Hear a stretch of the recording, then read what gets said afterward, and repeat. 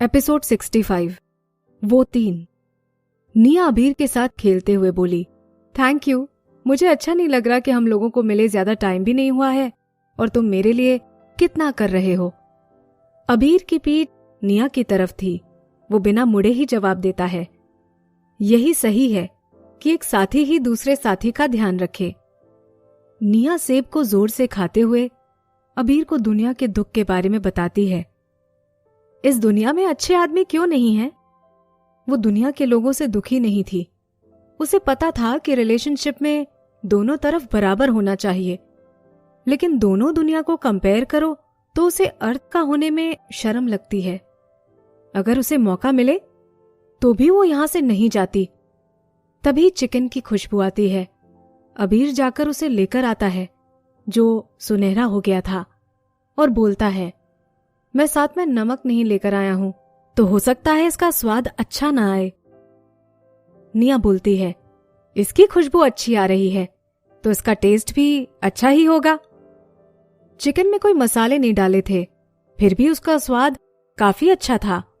निया वो सारा खा जाती है और उसकी ताकत भी लौट आती है। पहाड़ी के नीचे बड़े पशुमानव अभी भी घूम रहे थे। उनकी वजह से जमीन हिलती है और रॉक का एक टुकड़ा गिर जाता है। रात हो जाती है और आसमान में तीनों मून आ जाते हैं। निया और जिराज अंदर सोए हैं और अबीर बाहर खड़ा है। हवा से उसके बाल उड़ रहे हैं। निया काफी देर से परेशान हो रही थी कि अबीर को अंदर आके सोने को कहूं या नहीं। वैसे तो ये बड़ी बात नहीं है, लेकिन वो सोच रही थी कि अबीर कुछ गलत ना सोच ले। फिर निया बोल ही देती है, काफी लेट हो गया है, तुम अंदर आकर सो सकते हो। ये कहकर उसको हल्का महसूस होता है। निया को लग रहा था कि पहले ही अबीर ने उसके लिए बहुत कुछ किया था और अब अगर वो उसे खुद के बनाए हुए घर में भी नहीं आने देगी तो ये गलत होगा। अबीर जब निया को देखता है तो उसकी आंखें चौड़ी हो जाती हैं। उसने शायद निया के इरादों को गलत समझ लिया था। निया हल्के से मुस्कुराकर बोलती है, तुम मुझे गलत समझ रहे हो। बाहर बहुत ठंडा मौसम है, मुझे डर था कि कहीं तुम्हें सर्दी न लग जाए। अबीर कपकपाता हुआ एक कोने में जाकर नीचे बैठ जाता है। निया जिराज के पीछे जाकर सो जाती है। जिराज फिर पलटकर उसे अपनी बाहों में लेकर सुकून से सो जाता है। नीचे जमीन ठंडी और मजबूत थी, वहीं दूसरी तरफ चीते का पेट काफी नरम और गर्म था। रात में निया उसके शरीर पर जाकर सो जाती है। सुबह होती है। घाटी पर से सफेद धुआं निकल रहा है और सूरज ढलने को है। जिराज सुस्त होकर अंगड़ाई लेता है। उसे महसूस होता है जैसे उसके ऊपर कोई सोया है, कोई हल्का और नरम। उसे बिना आंखें खोले ही पता चल जाता है कि वो कौन है। उसे निया मिल गई थी और अपनी साथी को पकड़कर सोना बहुत ही सुकून भरा होता है। उसे अचानक निया से लगाव होने लगा था। वो अपनी आंखें खोलता है और निया की तरफ चुपचाप देखता है। फिर उसे अपने पास से किसी तीसरे की सांसों की आवाज आने लगी। वो इधर उधर देखता है। वो दहाड़ता है।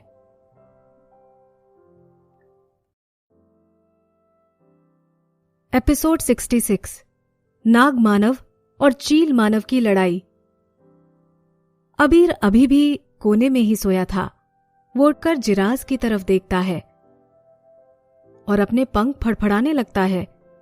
जिराज गुस्से में आ जाता है और वो थोड़ा खिसकता है और निया को नीचे उतार देता है। इसकी हिम्मत कैसे हुई हमारे पास सोने की? अबीर उसे मारने की चुनौती दे देता है। निया उठ जाती है। वो अपनी आंख मसलते हुए बोलती है, सुबह हो गई। जिराज दहाड़ते हुए अबीर पर झपट्टा मारता है और वो अगले पल ही उड़ता हुआ बाहर निकल जाता है। निया उन्हें देखती ही रह जाती है। अबीर अपने पंख साफ करता है और शांत हो जाता है, जैसे कुछ हुआ ही ना हो। निया को लगता है कि अबीर ने जिराज को मारा है, तो वो उसके सामने जाकर बोलती है, तुम दोनों क्यों लड़ रहे हो? बाहर जिराज के दहाड़ने की आवाज आती है। वो अपने पंजों से जमीन खोद रहा था। उसकी भी साफ आवाज आ रही थी। जिराज इंसान का रूप लेता है और निया को अपने पीछे खींचकर बोलता है, इसकी हिम्मत कैसे हुई हमारे पास सोने की?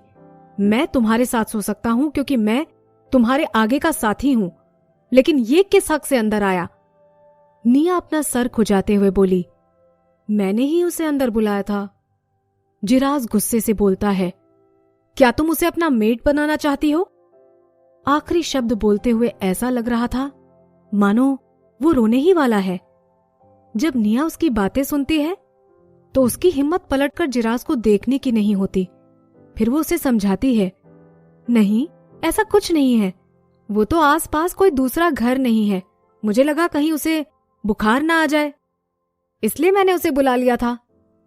वो हमसे काफी दूर सोया था, मैंने तो उसे छुआ भी नहीं है। फिर जिराज अबीर को घूरने लगता है और बोलता है, देखो निया तुम्हें अपना साथी बनाने का सोच भी नहीं रही है, वो अभी छोटी है, उसे ज्यादा पता नहीं है। अबीर भी इंसान का रूप लेकर बोलता है, मुझे पता है। जिराज गुस्से से उसे देखता रहता है। निया हल्के से अपना हाथ जिराज के सर पर रखकर बोलती है, मुझे छोड़ो, मेरी नाक दर्द कर रही है। वो निया को छोड़ देता है और झुककर उसकी नाक देखता है। क्या मैंने तुम्हारी नाक को तकलीफ पहुंचाई है?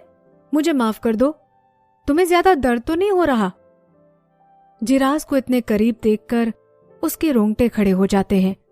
वो थोड़ा दूर जाकर बोलती है, ज्यादा दर्द नहीं है।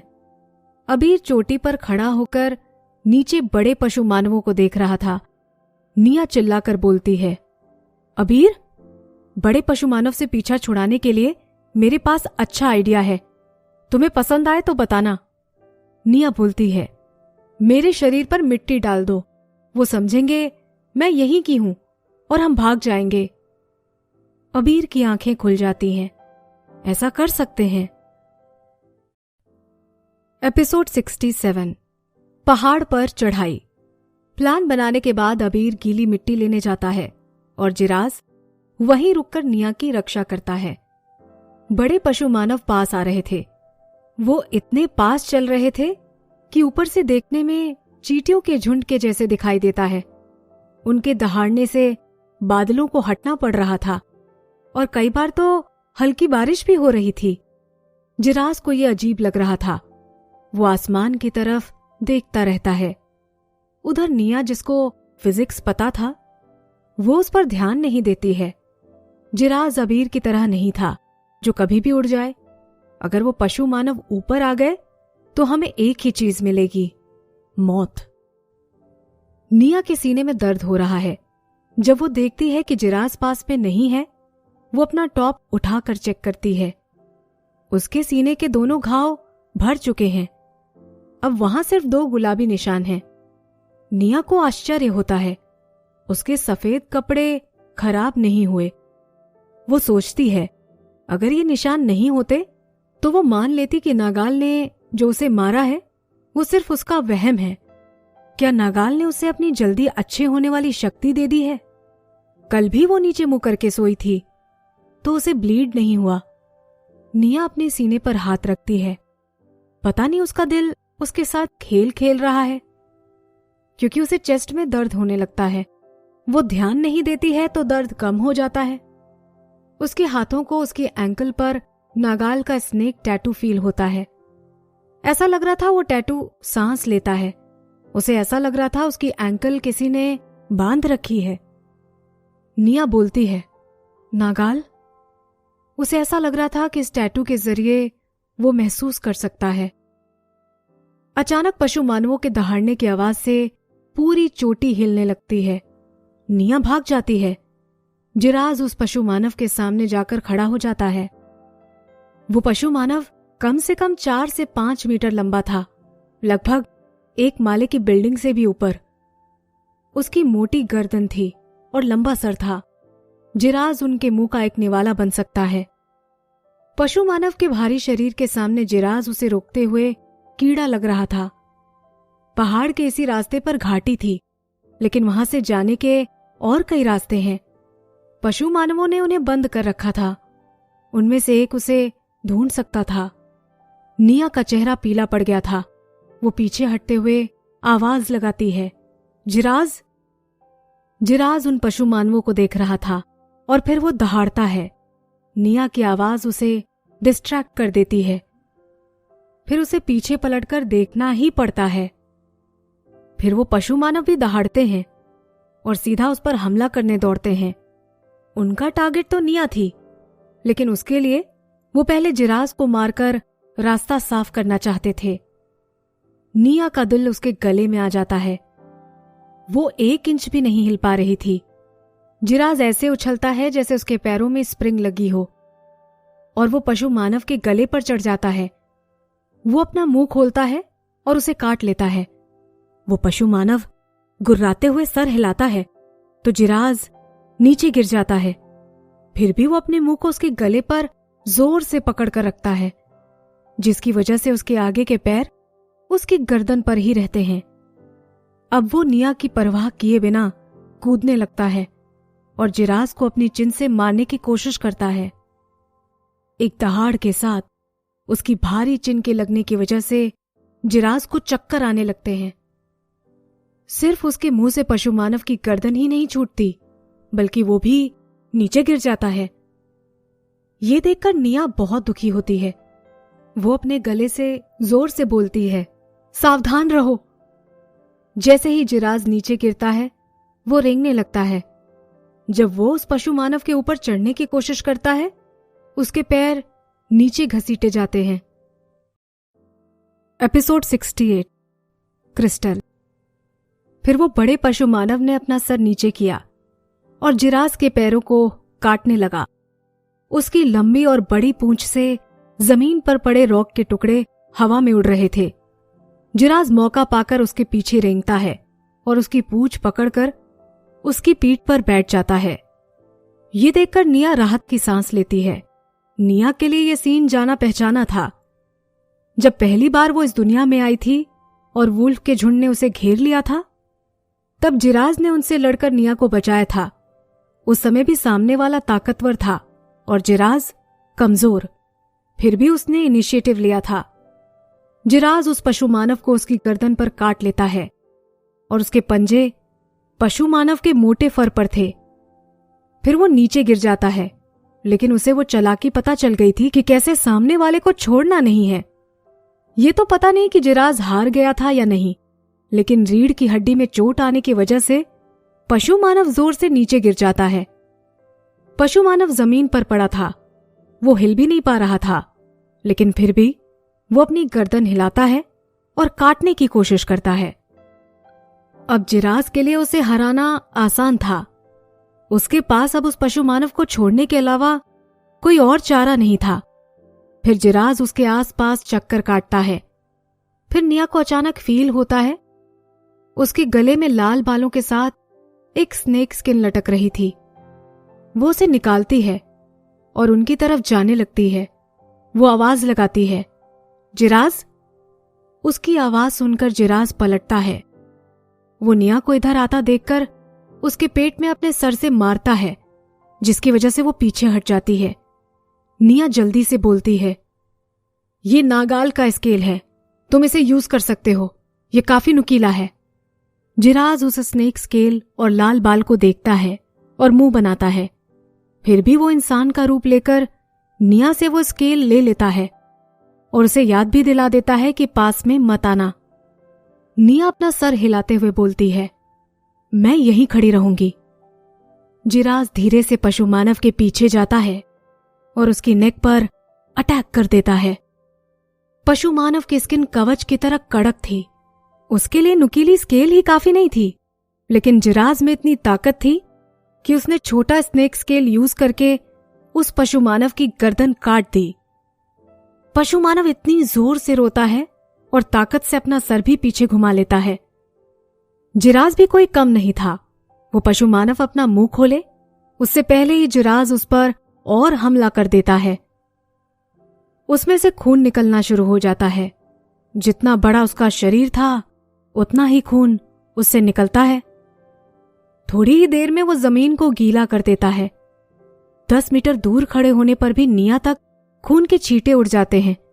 वो अपने फेस पर लगे खून को हाथ से छूकर राहत की सांस लेती है। आखिर ये मर गया। जिराज वो स्नेक स्केल दूर फेंक देता है और नाखुश होकर बोलता है, उसका स्नेक स्केल काफी नुकीला था। निया कुछ नहीं बोलती है और चुपचाप जाकर उस खून में सने स्केल को उठा लेती है। फिर निया उस पशु मानव की बॉडी को खींचती है और बोलती है, नागाल बता रहा था कि इनके अंदर एनर्जी क्रिस्टल होते हैं, मुझे लगता है इसमें भी होगा। जिराज को भी वो बात याद आती है और वो बोलता है, हाँ शायद। जिराज उसके शरीर की तरफ जाता है और अपने हाथ को पंजा बना लेता है। फिर उसके पेट के पास जाकर वो उसमें अपना पंजा मार देता है। उसकी स्किन मोटी थी। फिर जैसे ही जिराज दोनों हाथों से जोर लगाता है, कपड़े फटने की जैसी आवाज के साथ पशु मानव का पेट खुल जाता है। ऐसा लग रहा था जैसे शॉवेल को किसी ने गीली मिट्टी में डाल दिया हो। डर के मारे निया ने अपने कानों पर हाथ रख दिए। जिराज उसके पेट में जाता है, फिर थोड़ी देर में बाहर आता है। निया को बोलता है, ये देखो, इसमें सच में एक है। जब जिराज खून से भरा अपना हाथ ऊंचा करता है तो उसमें एक चमकता हुआ ट्रांसपेरेंट क्रिस्टल था। उस पर लाइट गिर रही थी तो उसमें 7 कलर्स दिखाई दे रहे थे। ये उसी की तरह दिखाई दे रहा था जैसा नागाल ने उस शीप पशु मानव को दिया था। जब निया उसे ध्यान से देख रही थी, उसे जिराज की आवाज आती है। वो बोल रहा था, ये एक ट्रांसपेरेंट क्रिस्टल है जिससे एनर्जी मिलती है। अगर कोई आदमी पूरी तरह कमजोर हो गया हो तो ये क्रिस्टल उसकी जान बचाने में भी मदद करता है। ऐसा ही एक ग्रीन कलर का क्रिस्टल भी होता है, उससे किसी की भी लाइफ स्पैन बढ़ जाती है। वो हर्बीवोरस बड़े पशु मानव में से मिलता है, लेकिन कहते हैं कि वो इनसे भी बड़े होते हैं और उनको हराना बहुत ही मुश्किल है।